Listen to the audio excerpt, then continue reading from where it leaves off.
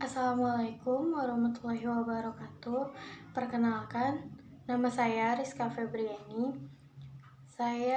Di video ini saya akan membahas tentang manajemen risiko perusahaan dan apapun itu yang menyangkut dengan manajemen risiko.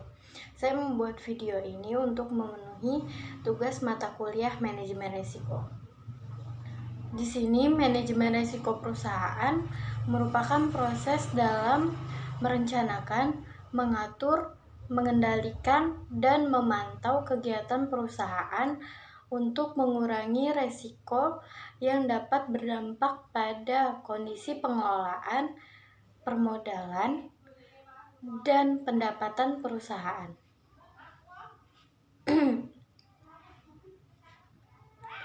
Manajemen risiko dalam perusahaan mencakup risiko kredit, keuangan, likuiditas dan pendanaan, operasional, hukum dan peraturan, strategis atau bisnis, dan risiko-risiko lain yang dihadapi perusahaan dalam kegiatan sehari-harinya.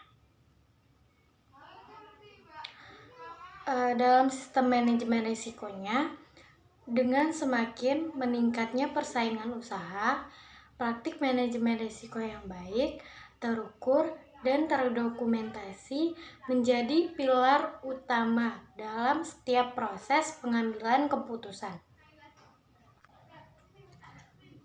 Perusahaan beroperasi dalam lingkungan yang sangat dinamis, ditandai dengan adanya kompetisi yang ketat, demografi pelanggan yang terus berkembang, kondisi peraturan perundang-undangan yang terus berubah, dan iklim makroekonomi yang terus menantang. Di sini, manajemen senior bertanggung jawab untuk mengendalikan secara efektif resiko-resiko yang dihadapi oleh perusahaan untuk memperkirakan potensi resiko serta melaksanakan tindakan pencegahan. Hal ini memberikan kepastian terhadap pertumbuhan laba yang stabil dan sehat.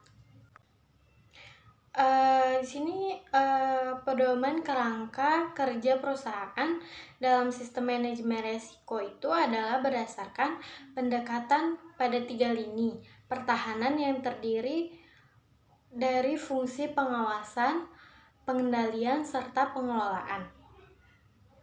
Di sini saya juga akan membahas tentang jenis-jenis manajemen risiko. Manajemen risiko itu yang pertama ada manajemen risiko operasional. Manajemen ini terkait dengan gangguan kegiatan operasional perusahaan yang timbul dari kegagalan fungsi internal seperti kesalahan manusia, kegagalan pada sistem, bencana alam, dan lain-lain. Yang kedua yaitu ada manajemen hazard. Manajemen hazard ini berkaitan dengan resiko-resiko yang berpotensi untuk mengakibatkan kebangkrutan atau kerusakan. Yang ketiga ada manajemen resiko finansial. Manajemen resiko finansial ini berkaitan dengan upaya untuk melindungi laba, hak properti, dan alat-alat perusahaan lainnya.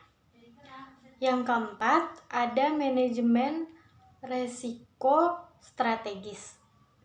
Manajemen resiko strategis ini berkaitan dengan pengambilan keputusan dalam perusahaan. Di sini saya juga akan membahas tentang macam-macam komponen manajemen risiko. Macam-macam komponen manajemen risiko itu ada lingkungan internal, ada penentuan sasaran, ada identifikasi peristiwa, ada penilaian risiko, ada tanggapan risiko, ada aktivitas pengendalian, dan ada informasi komunikasi pemantauan.